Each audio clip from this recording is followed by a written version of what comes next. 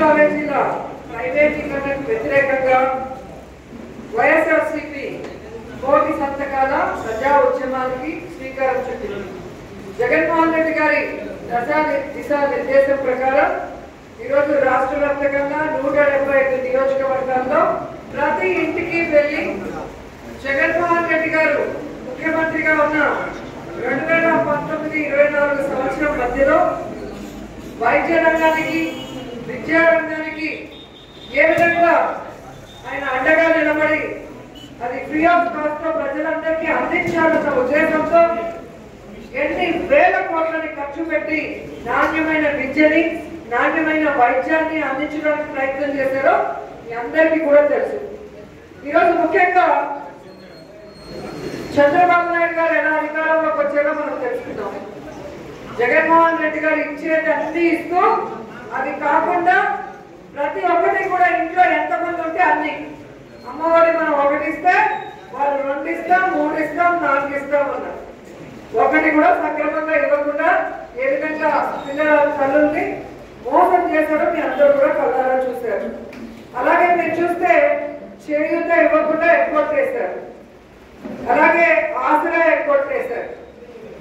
ఆరోగ్యశ్రీని ఈ రోజు ఏ విధంగా తుంగలో లొక్కేశారో మనం కళ్ళారా చూస్తున్నాం. అలాగే రైతు భరోసాని ఏ విధంగా 20,000 రూపాయలు ఇస్తానన్నారు, కానీ 2 సంవత్సరాలకి కలిపి 40,000 ఇవ్వకుండా 5,000తో ఏ విధంగా అనిపించారో మనం అందరూ కూడా చూసాం.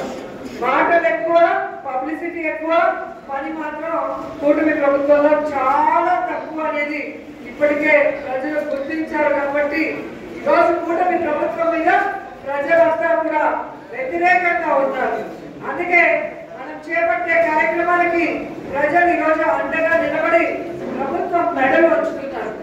జగనన్న ఏ జిల్లాకు వెళ్ళినా, ఒక పసుపు రైతు కోసం వెళ్ళినా, ఒక మిర్చి రైతు కోసం వెళ్ళినా, లేదా చిత్తూరుకి బంగారుపాలెం మామిడి రైతు కోసం వచ్చిన వెంటనే అన్న వెనక వచ్చే జన సునామీని చూసి ప్రభుత్వం వణికిపోయి ఏ విధంగా చేయకూడదు అనుకున్నది కూడా చేయాల్సి వస్తుందో మనం చూస్తున్నాం.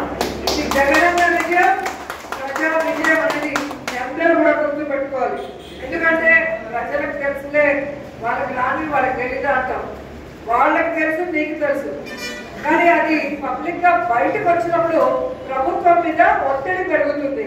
ఎప్పుడైతే ప్రభుత్వం మీద ఒత్తిడి పెరుగుతుందో అప్పుడే ప్రభుత్వానికి ఒక భయం వచ్చి అది చేసే పరిస్థితి వస్తుంది. కాబట్టి ఈరోజు ఎప్పుడెప్పుడు ప్రజలకి ఇబ్బంది కలుగుతుందో అప్పుడప్పుడు మనం ప్రజా ఉద్యమాలతో మరి ఏ విధంగా ప్రజలకి అండగా నిలబడుతున్నామో మీ అందరికీ కూడా తెలిసి 16 నెలల్లో మనం ఎన్ని రకాల ఉద్యమాలతో ప్రభుత్వం మెడలు వచ్చామో తెలుసు.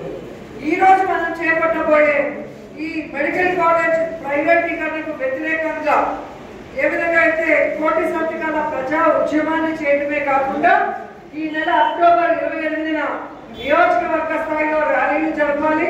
అలాగే నవంబర్ 12వ తేదీ జిల్లా కేంద్రాలలో ర్యాలీ చేయాలి. నవంబర్ 22 లోపల మీరు ప్రతి గడపకు వెళ్ళి ఈ మెడికల్ కాలేజీలు ఉండటం వల్ల పేద మధ్య తరగతి విద్యార్థులకి ఏ విధంగా ఫీజెస్ తక్కువలో ఫ్రీ ఆఫ్ కాస్ట్ లో ఏ విధంగా డాక్టర్స్ అయ్యే అవకాశం ఉంటుంది.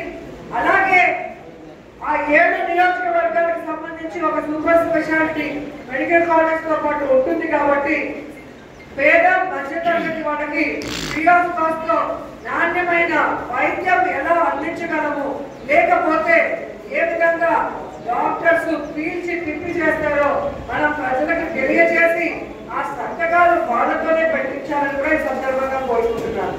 ఎందుకంటే నవంబర్ 23వ తేదీ మీరంతా 22 సాయంత్రం లోపల మా ఆఫీస్ కి ఈ సంతకాలు చేసిన పేపర్లు కనుక తీసుకొచ్చి ఇవ్వగలిగితే మన 23వ తేదీ నవంబరు ఇక్కడ నుంచి జిల్లా కేంద్రాలకు పంపిస్తాం.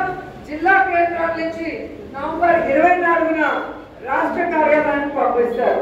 అక్కడ జగన్మోహన్ రెడ్డి గారు ఎక్స్-ఎమ్మెల్యేలు, ఎక్స్-మినిస్టర్లు, ఎంపీలు, కోఆర్డినేటర్లు, అబ్జర్వర్లతో కలిసి గవర్నర్ గారిని కలిసి ఈ రాష్ట్రంలో మెడికల్ కాలేజీల అవసరం ఎంత ఉంది, వీళ్ళు ప్రైవేటీకరణ చేస్తుంటే ప్రజలు దాన్ని ఎలా వ్యతిరేకిస్తున్నారు అనేది ఈ సంతకాల రూపంలో మనం తీసుకువెళ్ళి గవర్నర్ గారికి ఇచ్చి ఇక్కడి నుంచి కేంద్రంలో మోడీ గారికి తెలియజేసి ఇది ప్రైవేటీకరణ కాకుండా చూడాల్సిన బాధ్యత ఈ రాష్ట్రంలో ఉన్న పౌరులుగా ప్రజాప్రతినిధులుగా గతంలో మనం రాజకీయంగా పదవుల్లో ఉండి ప్రజల కోసం పోరాడిన వ్యక్తులుగా పనిచేయాలని కూడా ఈ సందర్భంగా తెలియజేసుకుంటున్నాను.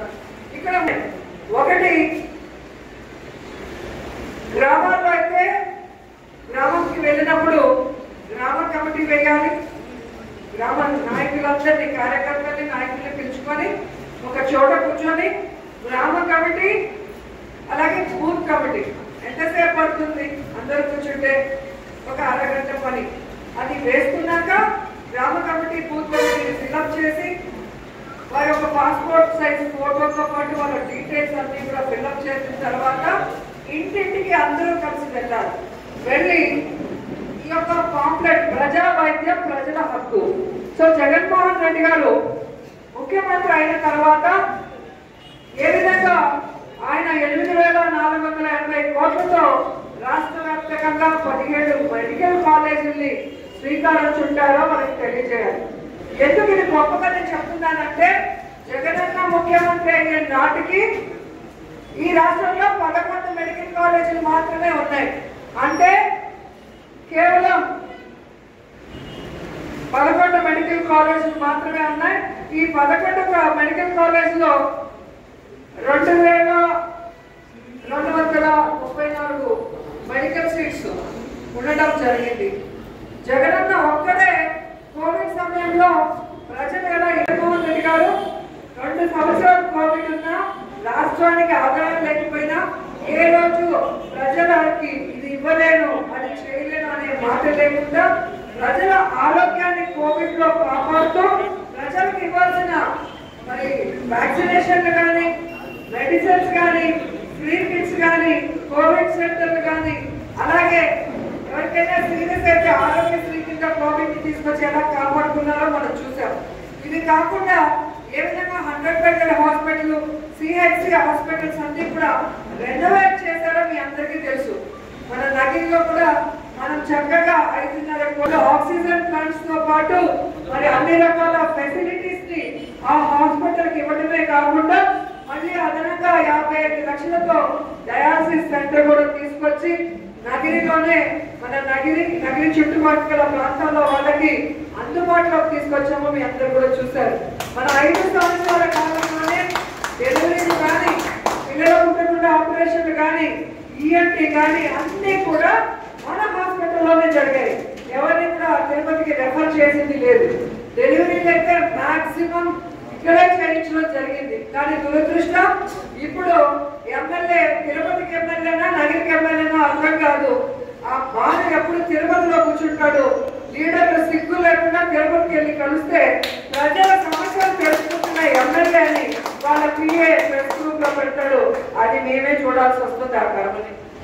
ఎందుకంటే నగిరి ఎమ్మెల్యే అంటే నగిరికి రావాలి, ముందు నాయకుల కష్టాలు తెలుసుకోవాలి, నాయకుల ద్వారా వారి వార్డు వారి విలేజ్ కష్టాలు తెలుసుకొని ప్రభుత్వం దృష్టికి వాటిని తీసుకెళ్లి ఎలా వాటిని దూరం చేయాలా, వాళ్ళకి ఎలా మనం న్యాయం చేయాలన్న ఆలోచన లేకుండా ఎక్కడో కూర్చొని మీరు రండి నా ఇంటికి నాకు వీరన్నప్పుడు కలుస్తా లేదంటే రోజు రండి అన్నట్టుగా కూర్చోవడం.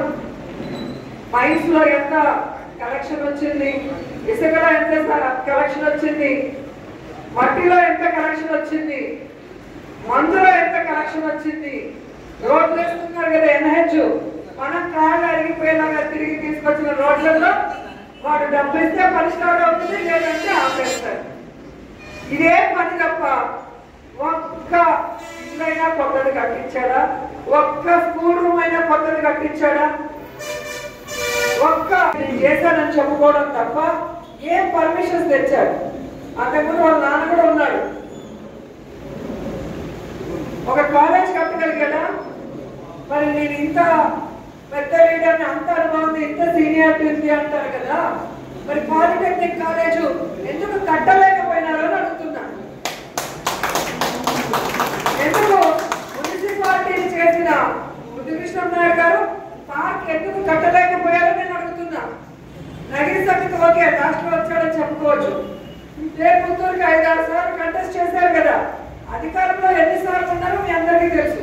అన్నేళ్ళు అధికారంలో ఉండి ఒక పాలిటెక్నిక్ కాలేజ్ కట్టలేకపోయారు, ఓ షాదీమాల్ కట్టలేకపోయాడు, ఒక ఎలక్ట్రిక్ యూనివర్సిటీ కట్టలేకపోయాడు, ఒక పార్క్ కట్టలేకపోయాడు. కట్టిన ఆ సమ్మర్ స్టోరేజ్ కూడా నాసి రకంగా ఎంత అభివృద్ధి చేశామో మనం రెడీగా ఉన్నాం డిస్కస్ చేయడానికి. అంబేద్కర్ స్టాచ్యూ దగ్గర కూర్చున్నామా? వస్తారా అడగండి. ఊరికే తుత్తు అని వాళ్ళ పచ్చ పత్రికలు పచ్చ ఛానళ్ళు ఉంటే మాట్లాడటం కాదు. దమ్మున్న నాయకులు అంటే పబ్లిక్ లో కూర్చోవాలి. నేను వస్తా, నేనేం చేశాను 5 సంవత్సరాల్లో మండల వైజు చెప్తా. మీ నాన్న ఏం చేశాడు, నువ్వేం చేశావో చెప్పని కూడా ఈ సందర్భంగా తెలియజేసుకుంటున్నా. అలాగే ఈరోజు చూస్తే అర్బన్ హెల్త్ క్లినిక్లు ఇవి మనం బాగా గమనించవచ్చు. నగిరిలో 2 కట్టాం, పుత్తూరులో 2 కట్టాం. ఎందుకు మీ నాన్న కట్టలేకపోయారు చెప్పాలి కదా. మీరు తోపులు తురుములు అనేవాళ్ళు ఎందుకు రెంటెడ్ అర్బన్ క్లినిక్స్ లో ఇన్ని రోజులు నడిపించారు? ఈ రోజు మనం ఎలా కట్టించగలిగామో ఒక్కసారి ఈవీఎంల ద్వారా ఎమ్మెల్యే దొంగ ఎమ్మెల్యే చెప్పాల్సిన అవసరం ఉంది. అలాగే పిహెచ్సిలు ఈరోజు వడమాలపేటలో కానీ, నగిరిలో బుగ్గగ్రహారంలో కానీ, అలాగే విజయపురంలో కానీ, నిండ్రలో కానీ ఏ విధంగా మనం అన్ని ఫెసిలిటీస్ తో రెనోవేట్ చేయించాం, ఏ విధంగా అన్ని రకాల ఎక్విప్మెంట్స్ ఇచ్చామో ఒకసారి వాళ్ళు వెళ్ళి చూసినా ఓకే, మనం పిలిచినా మనం వచ్చి చూపిస్తాం. ఈ పుత్తూరులో ఎక్స్ ఎంపీపీ ఆయన ఎమ్మెల్యే లాగా ఫీల్ అవుతుంటాడు. ఆయన ఊర్లో ఒక హాస్పిటల్ ఉంది, మీరు చూస్తుంటారు. ఆ హాస్పిటల్ ఇంత చిన్న రూఫ్, మొత్తం ఎప్పుడు తల మీద పడిపోతుందో తెలీదు. పేషెంట్లే కాదు డాక్టర్లు కూడా పేషెంట్లు అయ్యే పరిస్థితి ఉంటే అది చూసి సచివాలయంలో ఒక ఫ్లోర్ మనం ఇచ్చాం.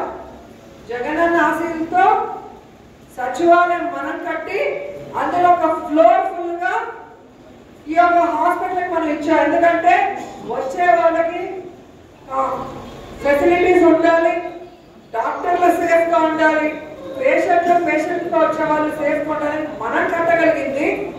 ఎందుకు ఎంపీ గారు గతంలో కట్టలేకపోయాడు? వాళ్ళ నాన్న తోపులు తురుము అనేవాడు ఎందుకు కట్టలేకపోయాడు? ఈ రోజుకి కూడా కొత్త పిహెచ్సి కట్టి ఎందుకు షిఫ్ట్ చేయలేకపోయాడు? ఈ 16 నెలల్లో ఈ దొంగ ఎమ్మెల్యేని ఈ రోజు అడుగుతున్నారు.